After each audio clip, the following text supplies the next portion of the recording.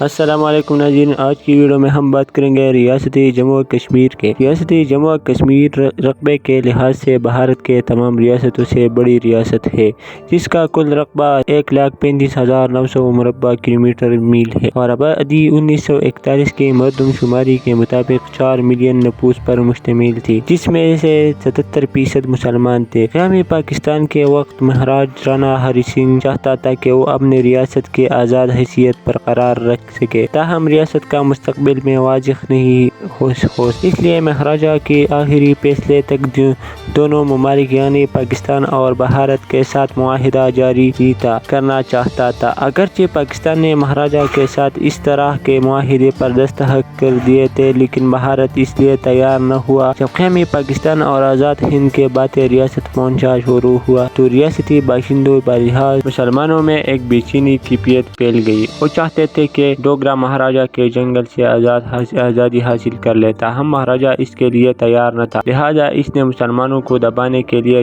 ریاستی اہلکاروں کے ذریعے تشدد کا راستہ اپنایا۔ کشمیر مسلمانوں جو ہندو مہاراجہ کی نیت سے واقف تھے، مہاراجہ کے ظلم کے خلاف اٹھ کھڑے ہوئے اور پہلی بار پونچھ کے مقام پر بغاوت کا آغاز کر دیا۔ اس سے ریاست کے حالات مزید خراب ہو گئے۔ جب مہاراجہ کے مظالم حد سے بڑھ گئے تو صوبہ خیبر پختونخوا کے بہادر قبائل اپنے کشمیر بھائیوں کی مدد پر کمر بستہ ہو گئے۔ قبائلی اور کشمیر مجاہدین کے مشترکہ جدوجہد کے سامنے مہاراجہ کے افواج بے بس ہو گئے اور مہاراجہ سری نگر سے جموں بھاگ گیا اور بھارت سے فوجی مدد کی اپیل کر دی۔ بھارت کے باقاعدہ افواج کے سامنے غیر تربیت یافتہ کشمیری مجاہدین اور قبائلی کو لڑنا مشکل ہو گیا۔ بھارتی افواج نے کشمیر کے آزاد کیے گئے ہوئے حصوں پر پیش قدمی شروع کر دی۔ ان حالات میں آزاد کشمیر اور پاکستان سرحدات کے تحفظ کے لیے افواج پاکستان کو بھارتی افواج کو پیش قدمی روکنے کے لیے 1948 میں احکامات صادر کی گئی اور جو بھارت اور پاکستان کے افواج کی پہلی بار آمنا سامنا ہوا۔ بھارت اور پاکستان کے درمیان یہ لڑائی 1 جنوری 1949 کو اقوام متحدہ کی قرارداد کے مطابق روک دی گئی۔ بھارت جنوری 1948 میں مسئلہ کشمیر کو اقوام متحدہ کی سیکورٹی کونسل میں پیش کر چکا تھا۔ اقوام متحدہ کی سیکورٹی کونسل میں دونوں ممالک کے نمائندوں نے اپنے موقف پیش کیے،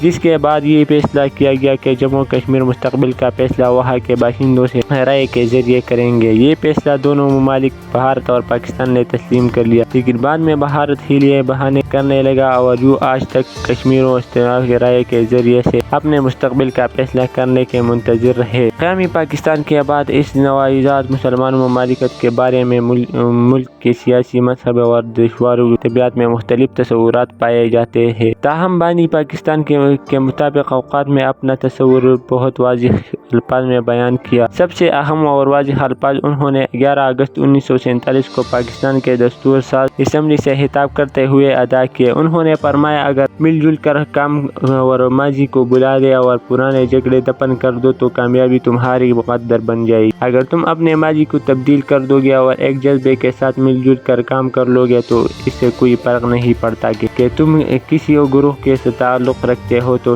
ہم سب اول، دویم اور آخر میں اس ریاست کے شہری ہو، جہاں سب سے کے حقوق مراعات اور ذمہ داریاں برابر ہے۔ اگر اس جذبے کے ساتھ کام کیا جائے تو انتہا ترقی کر سکتے ہیں۔ ہم اسی جذبے اور بنیاد اصول کے ساتھ آگے بڑھ سکتے ہیں۔ ہم تمام اس ملک کے برابر شہری ہیں، خواہ تم کسی بھی مذہب، قبیلے اور قوم سے تعلق رکھتے ہو۔ اس کی ریاست کے کاروبار سے کوئی تعلق نہیں ہے۔ میرا خیال ہے کہ ہمیں یہی مثالی اصول اپنے مد نظر رکھنا چاہیے، تو وقت کے ساتھ تمہیں اندازہ ہو جائے گا کہ ہندو نہ رہے گا اور نہ مسلمان رہے گا، مذہب لحاظ سے نہیں، کیونکہ وہ ہر شخص کا ذاتی معاملہ ہے، لیکن سیاسی لحاظ سے بحث ملک کے شہری ہے۔ جب ہم اس تقریر پر غور کرتے تو پتہ چلتا ہے کہ یہ خیالات اسی موقع پر ظاہر کیے گئے جب پورے برصغیر میں فرقہ وارانہ فسادات نے تمام لوگوں کو گھیرے میں لے رکھا تھا۔ جب قائد اعظم نے فرقہ وارانہ ہم آہنگی کے بات کو اور برداشت اور مل جل کر کام کرنے کی تلقین کی، قائد اعظم نے یہ فرمایا کہ مذہبی رواداری اور غیر مسلموں کے حقوق اسلام کے عین روح کے مطابق ہے۔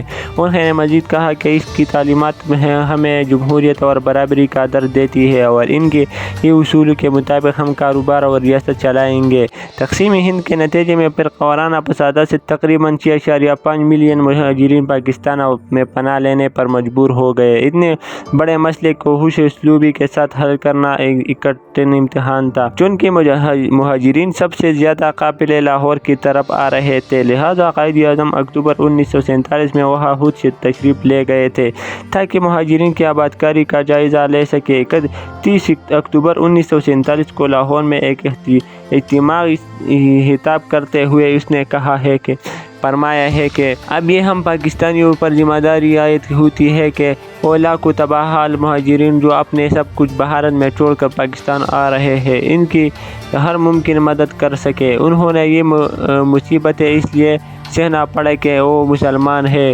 آپ نے تمام شہریوں سے اپیل کی ہے کہ ان مشکل حالات میں اپنے مہاجرین بھائیوں کی ہر قسم کی مدد کریں۔ مہاجرین کے لیے قائد اعظم ریلیف فنڈ کا قیام عمل میں لایا گیا اور لوگوں سے اپیل کی گئی کہ وہ فنڈ میں دل کھول کر عطیہ جمع کریں، چونکہ مہاجرین کا مسئلہ کافی پیچیدہ تھا۔ اس لیے لیاقت علی خان وزیر اعظم پاکستان اور بھارتی وزیر اعظم پنڈت جواہر لال نہرو نے ایک دوسرے سے ملاقات کی اور مہاجرین کے مسئلے پر گفتگو ہو گئی۔